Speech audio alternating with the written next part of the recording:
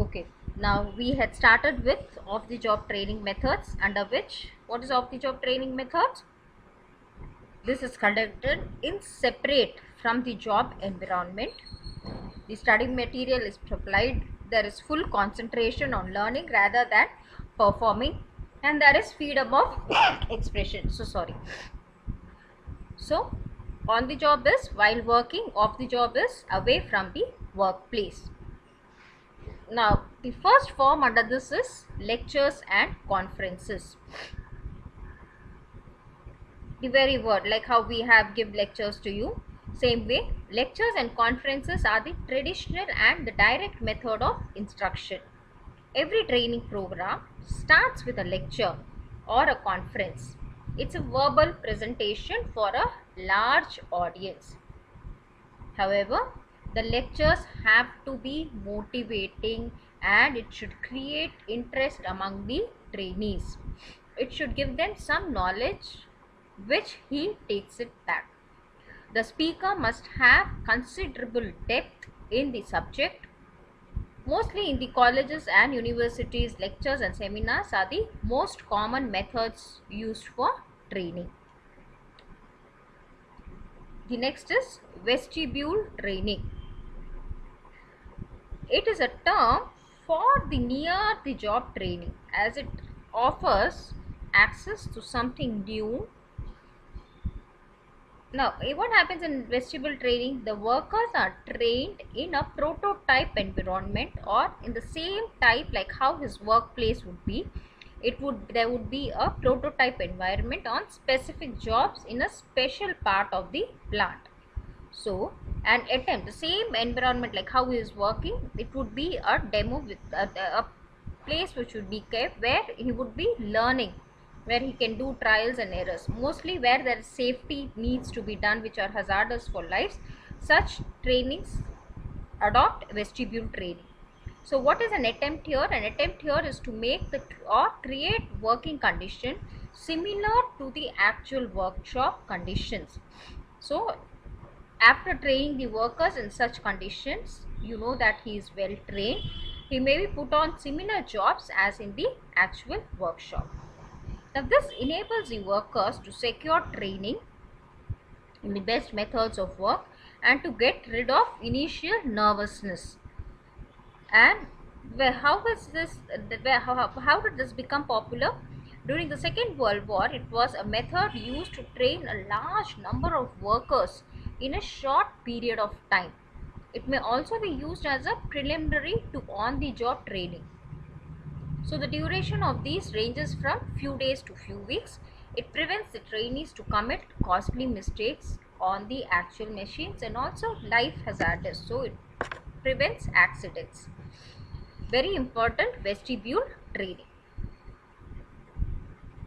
The next we move, clear with lectures and conferences, vestibule training.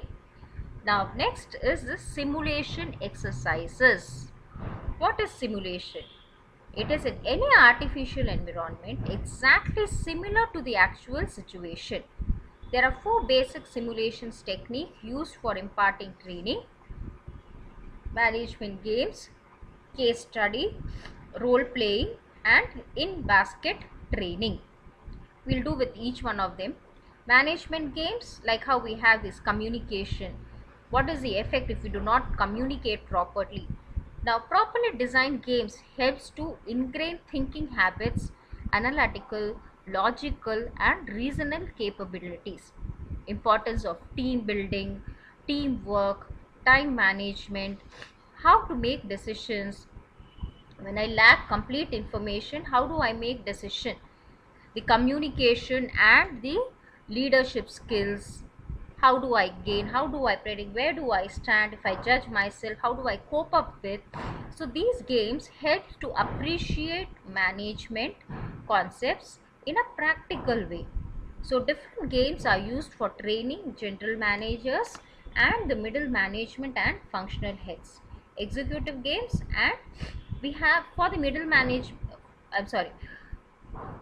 different games are used for training general managers, and the middle management and functional heads we use executive games and functional games. Next, case study. Needless to say, the very word says a case is given. In this particular case, how do you solve? So these are complex examples which give an insight into the context of the problem as well as illustrating the main point. So case studies are trainee centered activities. These are based on topics that demonstrate theoretical concepts in an applied setting.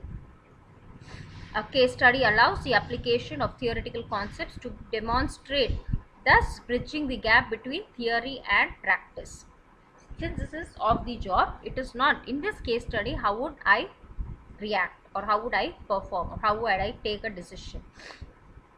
It provides an opportunity for the development of key skills such as communication, group working, group teamwork, problem solving, and increases the trainees' enjoyment of the topic and hence their desires to learn. Clear with what is management games and case study? Next, let's move to role playing. We have also played many a times. Might be this is in management games that we have role playing. So under this, each trainee takes the role of a person affected by an issue and studies the impacts of the issues on the human life or the effects of these issues on the human activities around us from the perspective of that person. So it emphasizes the real world side of science and challenges students to deal with complex problems with no single right answer and to use a variety of skills beyond those employed in a typical research project.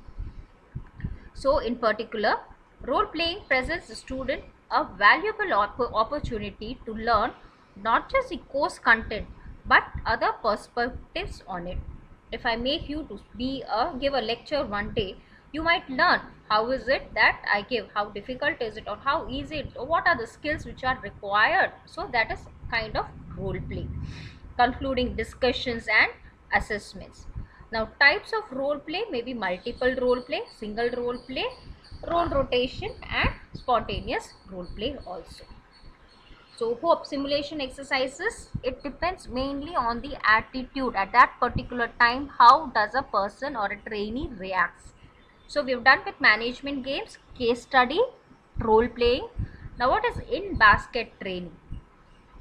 This is an exercise also known as in-trade training. It consists of a set of business papers which may include an email, SMS, reports, memos and other items. Now the trainer is asked to prioritize the decisions to be made immediately and the ones that can be delayed.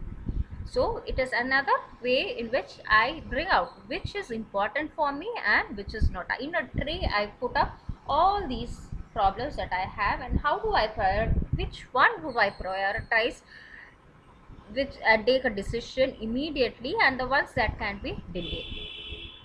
Clear with all the types of simulation training? Okay, now we would move to what is sensitivity training. This is also known as T group training. Under this, we make people understand about themselves and others reasonably, which is done by developing in them social sensitivity and behavioral flexibility. So, how would he behave as a human?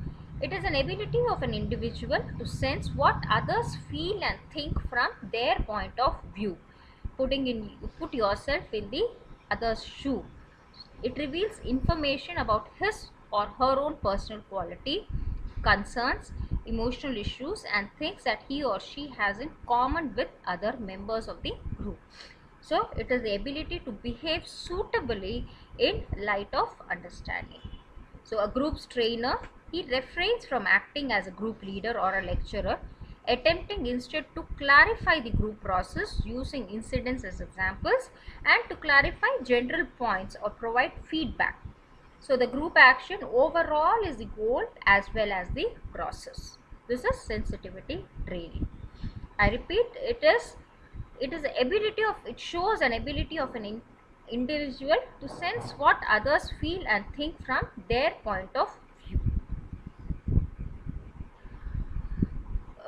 The last type of training is transactional analysis. It provides trainees with a realistic and useful method for analyzing and understanding the behavior of others. So in every social interaction, there is a motivation provided by one person and a reaction to that motivation given by another person. So under transactional analysis, this motivation and reaction relationship between two persons is known as a transaction. So it can be done by the ego, systems of feelings accompanied by related set of behaviors or states of an individual. How do I react with, because I work in a group, so I need to know how I react or how do I get well along with another employee or worker as well. So hope all of you are very clear with what are off the job trainings, lectures and conferences, vestibule training,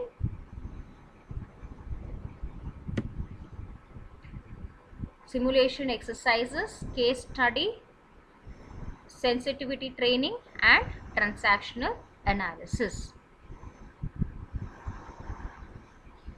Having understood this, now let's move to the last concept of the day, which is difference between training and development. Now it is self-explanatory, which is given in this. I'm just going to read this out for you. Difference. The first one is definition. Training is the process of teaching employees the basic skills they need to perform their jobs. Management development refers to teaching managers and professionals to increase knowledge, skills, attitudes needed not only for present job but also for future jobs. Is it present oriented or future? Training is present day oriented, development is future day oriented. Who is the participant? The training programs are arranged for employees. Development programs are arranged only for executives. Level, it is a lower level training program. It is not only lower level, we might have in a middle level as well. Whereas development is a higher level learning program. The program itself, it's not that a level that only an executive or a manager, even a manager might be needing a training. But the level here, training is a lower level learning program. It is a higher level learning program. Area, training is imbibed by enhancing much more skills and knowledge to the employees. Development is imbibed by enhancing specific skills and knowledge to the executives. Change, skill level is changed through training. Behavioral level is changed through development. So under training, only the skill level is trained. Here it is behavior, attitude. So I lay emphasis on behavior. So under development, the behavior level is changed through development. Seventh one, focused. Training is a narrower concept. It focuses only on job related skills. Development is a broader concept focused on the personality development of an individual itself. 8. Training is aimed at improving job related efficiency and performance. Development aims at overall personal effectiveness, including a job efficiency. Instruction. Training refers only to instruction in technical and mechanical operations, whereas development refers not only to technical and mechanical, it refers mainly to philosophical, theoretical and educational concepts. And lastly, the training courses are typically designed for a short-term period, whereas development involves in a broader education for long-term purposes.